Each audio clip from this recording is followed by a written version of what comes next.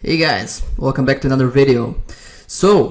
Today we're going to be talking about some more opening ideas, and this time I thought it's gonna be a good idea to talk a little bit about some pretty serious opening that you can also play not only in quick time controls and kind of bullet or blitz games online, but also in serious tournaments like a legitimate opening, which also pretty strong players have been playing. And so for this video today, we're going to be talking about what I would be referring to as the Dubov line, because I saw a lot of games being played by Daniil Dubov, like a top grandmaster that I hope many of you know of. So he's been really playing this opening very often as black, mostly in quick time control games, but also in some more serious tournaments. And this opening is extremely flexible. So basically, it can appear if white starts with the first move d4. It's also very suitable if white starts the game with the move knight f3, and it's also suitable if white starts the game with the move c4. So a very universal opening. So the first moves are going to be pawn to d4, pawn to d5, white plays pawn to c4, the queen's gambit, we play pawn to e6, and basically in both cases, if white plays knight to c3 or knight to f3, against both moves we are going to be countering with the move pawn to c5. And we are going to play these exact three moves, pawn to d5, pawn to e6, these three moves, we are going to be playing those exact same moves also in other cases. So in this video, this is going to be a two-part video. I'm going to be focusing on what I consider to be like the critical line, the most important variation. And on the second video, we're going to be dealing with some sidelines and move orders and all kinds of other important stuff. But I do want to mention that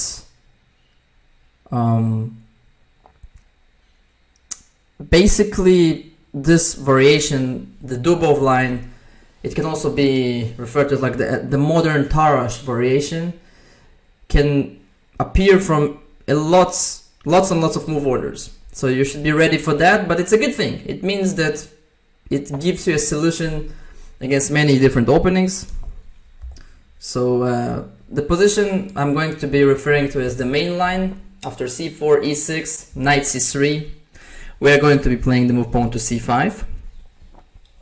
There are a couple of kind of minor moves such as e3 and knight to f3. We are going to be cover those on the second variation, the second video. But in this video, we are going to be focusing on the main line, which is c takes d5. Black recaptures with the e-pawn, white plays knight to f3. All of these moves are fairly standard. Black plays knight to c6. And here, for many years now, it's been quite a well-known fact that the best move in the main line is pawn to g3. I'm sorry, pawn to g3. Let me actually promote it. So, pawn to g3. And basically, after knight f6, bishop g2, this position that you're going to see right now can appear from many different move orders. Usually we see it against the first move of d4. And now the old main line, which used to be played like the only move was bishop to e7 followed by short castling, which is the Tarrasch variation, like a very well-known and like kind of classical variation. But in recent years, once again, Daniil Dubov and some other good players have started considering the move c takes d4 followed by bishop c5 with some very nice ideas that I want to show you in this video. So this video I'm going to be focusing once again only on this position, which is like we are at move number 8 or 9 right now, but it's like the most critical variation that you are going to be seeing the most frequent amount of times in your games. And the second video will be devoted to some lesser played lines and some minor stuff. So after the move bishop c5, obviously the knight is under attack. There are not that many options that white had. Knight b3 is by far the best move and the critical line, hitting our bishop back. I will mention that there is also the move knight takes c6, which was kind of played in a couple of games, but it's not a very critical move. Black just recaptures. White goes castle, we castle as well. We have those classical hanging pawn type of structure in the middle of the board, which is in this case kind of okay for black because black is very active. On the next moves he can consider putting his rook on e8 in order to exert pressure on the pawn on e2, which is like a standard idea in this opening. The bishop on c8 is also kind of very liberated to go wherever he wants. g4, a6. There are not even that many like games in this position. For example, knight a4.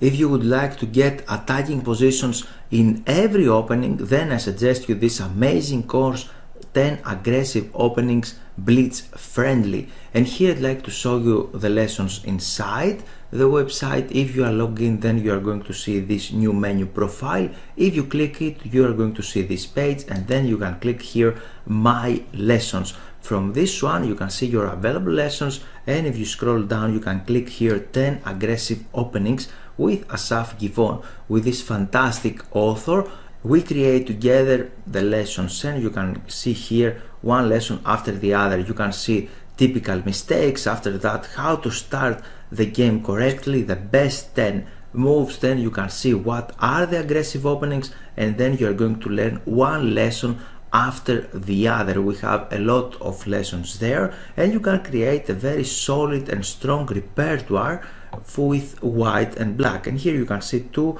of the free lessons that I already published them on YouTube. And last but not least, here you can download the PGN theory on your website. You can download the practice, the PGN files. You can see all of the games online on my website, or if you click here on practice PDF, then you can see the exercises in the PDF format, and you will be available to download this as well. You can set up these positions. You have a lot of interesting examples in each position from every single opening. I suggest you this fantastic course in order to start correctly in every single opening. Is a move that was featured in some games, but in this position black can even play bishop to b6, not caring too much about the two bishops. And if white capture on b6, we are always happy to recapture with the pawn, kind of strengthening or kind of bolstering our pawn back in the middle of the board, while also opening up the open file for the rook on a8. And black is doing very much okay once again. One of the things I would try to do in the next moves, if I can, is try to put pressure on the pawn on e2. It can be via a6 or g4. Those pawns in the center are also very mobile. We can think about moving them forward in the future in order to exert some pressure on white. So basically a very nice position for black. Nothing too much to consider here. There were some games, but none of them were particularly important, so this video is probably going to be pretty much heavy on variations anyway, so I thought it makes sense to kind of keep room for the main lines.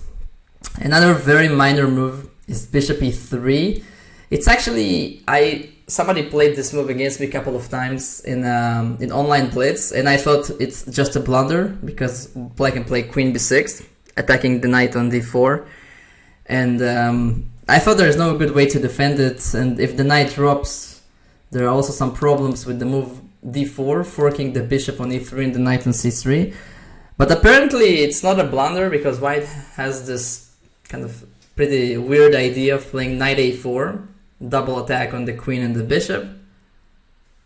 Black plays queen b4 check. It seems like white is going to lose actually, because once again it's a check and the knight is hanging.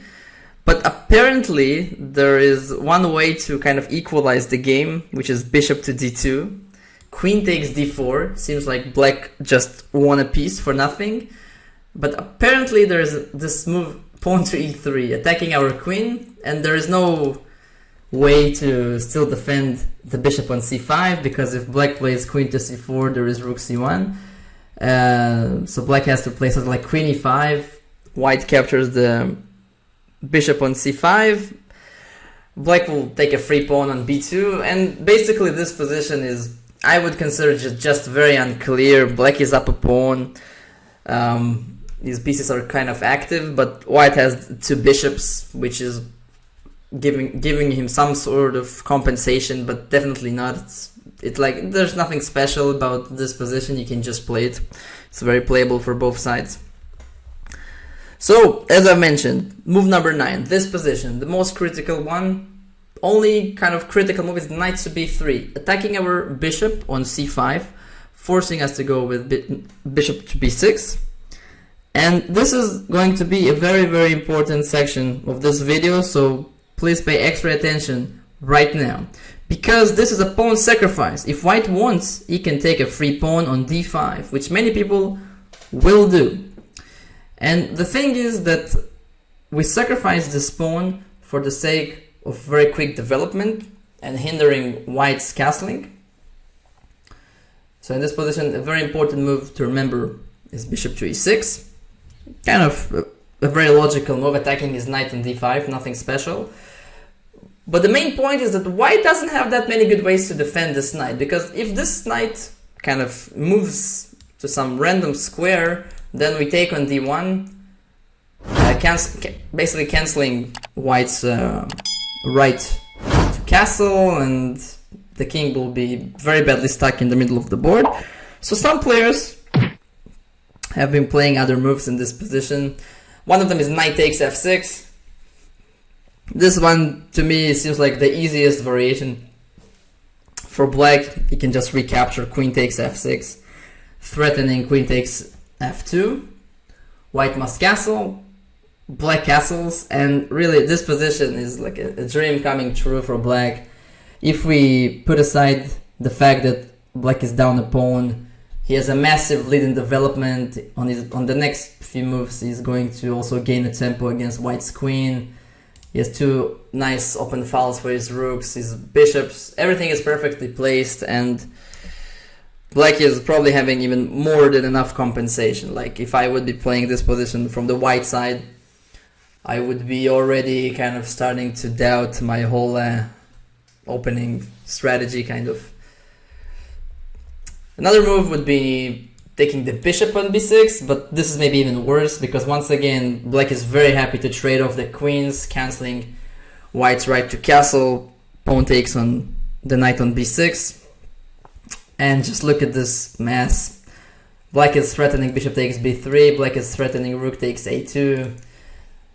Even if white successfully deals with that, on the next moves, black will castle, bring his other rook into the game with the tempo, and white is on the verge of like collapsing. It's a very problematic position, which I don't recommend anybody playing. So you see, it's kind of easy for white to go wrong in this position, because many of the logical moves that white can play are just very bad or just outright losing.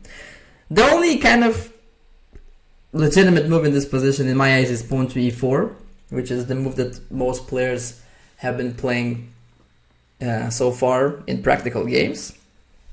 And after the move pawn to e4, I mean, when I first saw this position, without looking at too much with the computer or anything, I thought that black will just have some long-term compensation for the pawn and we'll have some gambit type of game, but apparently it's not even about that. Black has some very strong and concrete solutions in this position, which are going to be extremely difficult for white to deal with. Namely, bishop g4. The very important move to remember. If you're going to play this variation, you just have to remember this move, because it's kind of the point of the sacrifice. When I first saw this move, I was very surprised, because it looks like some kind of a childish move, you know, just to attack white's queen.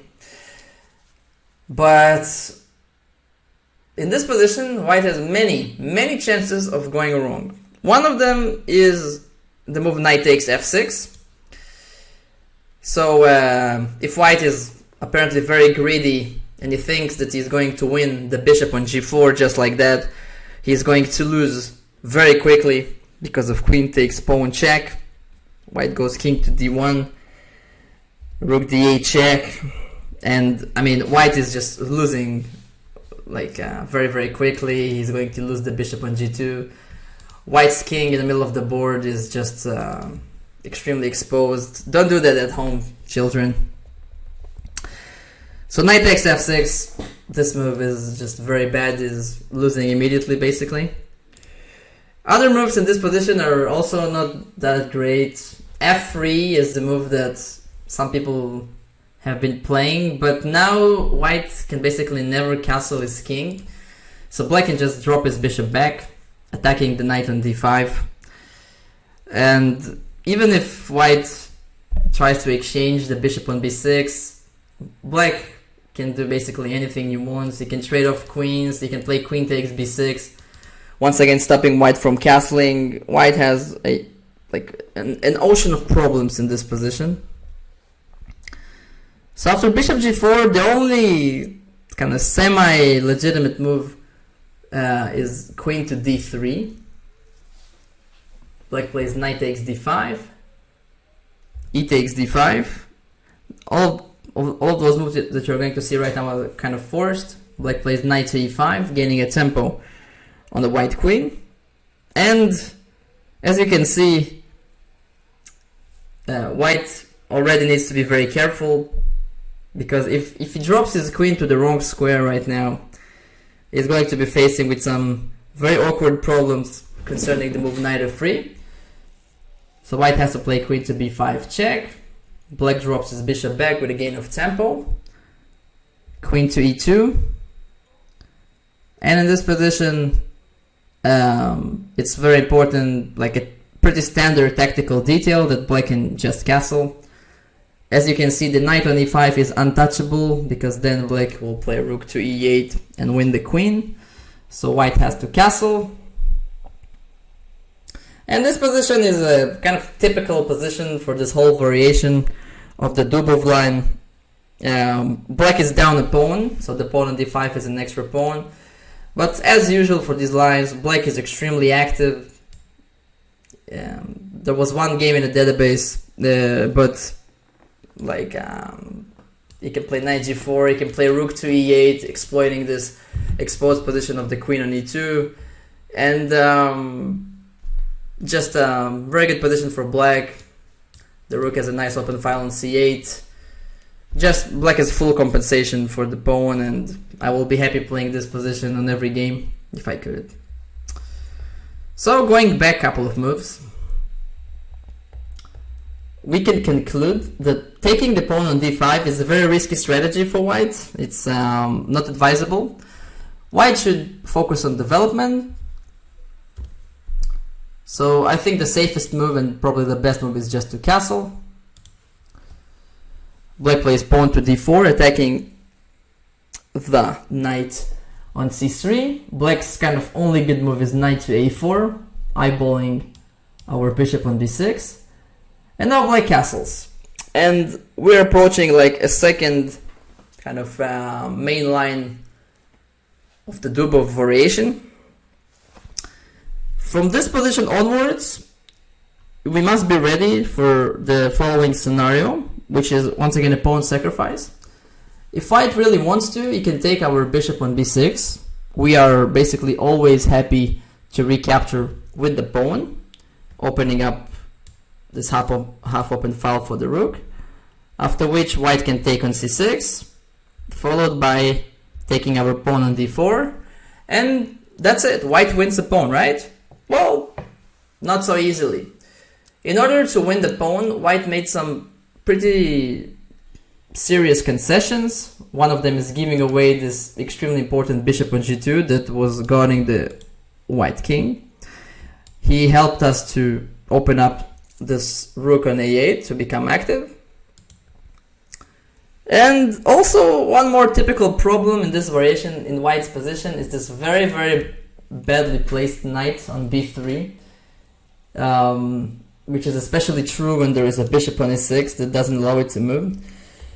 So in this position, there were some games, black can play almost any move, but it appears that the strongest continuation is pawn to c5, queen exchange, and even in the end game, white is up a pawn, but black has tremendous compensation. His light square bishop is going to be extremely active on a6 or on e6, like depends on what white is playing. This pressure on the a file is very unpleasant. And yeah, this position is theoretically just very much fine for black. Nothing special here. So the main line is actually the move bishop to g5. I recently also had a game in the European Club Cup that I was participating as black in this position. I played the move rook to e8, which is the best move, attacking the pawn e2. As I've already mentioned, this is going to be a reoccurring theme in these lines. The whole concept of putting pressure on the pawn on e2 is kind of important for black. So this position right now, white once again can win the pawn. Kind of a very similar sequence of moves: knight takes b6, and bishop takes f6. Actually, no. In this case, the pawn on e2 is hanging. So if white wants to win the pawn on e2, it was my bad. He must start with the move rook e1. Okay, that's the move I was kind of being concerned about in the preparation. But after rook e1, that was the position I was talking about. Pawn to h6, which forced the white bishop to commit. He cannot go to h4 because then we trap the bishop. So white has to take on b6, take on c6. All of this sequence is once again basically forced. Queen takes f6, and queen takes d4. We have already seen this position previously with some minor changes, and it's kind of the same story. Black has a very decent compensation for the pawn. I want to point out once again the importance of this guy on c8, that bishop. And in this position, there were 35 games, maybe there are more, like at least some 30 or 40 games of very strong players in the database, including the game Magnus Carlsen with white, Danil Dubov with black. It was probably a quick time control game, but nevertheless, like it's nice to see that even such strong players play those lines every now and then. And I saw the video of this game, and Dubov like very quickly played the move queen to d8. It's like move 17, and I was a bit surprised that he knew what he was doing all the way up to this point. But apparently this move is just brilliant. It defends the pawn on b6 and allows black to continue his development. And yeah, it's basically the same position that we have seen a move ago, even probably with one more tempo for white, because the black queen had to drop from f6 to d8. But still, like, nothing very significant happened. It's still very legitimate for black. Almost all of the games that appeared in this position continued queen to c3. White wants to re-centralize his knight, so we should not allow him to do that. Play a very accurate move, pawn to c5. White goes rook d1. We play queen c7, and this position, let's summarize it just to give you an idea of what we are looking to do. Obviously, on the short term, there is pressure on the pawn on a2. The rook on a8 is very happy. Our bishop wants to find himself a nice active square. It can be a6 and it can be b7, trying to attack the white king. And, well, white has to figure out his problems a little bit. And I want to show you very quickly a blitz game that Anish Giri played with white, that he managed to lose as white. So knight c1 was played.